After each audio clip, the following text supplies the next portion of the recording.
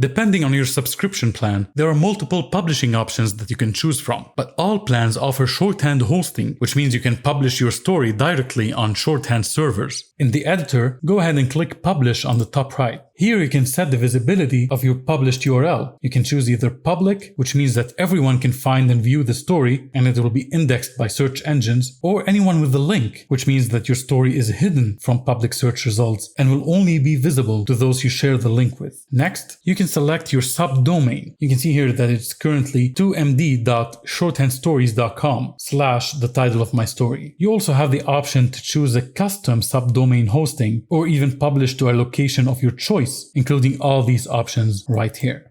I'll set my URL to 2md.shorthandstories.com / peewee we don't need the dash, and then click Publish to this URL. Wait for it to process, and done. This is the public URL of your story, which you can now share with whoever you want. If you make changes to your story, then you need to click Republish to update the published page. And if you want to unpublish your story, then simply click Unpublish.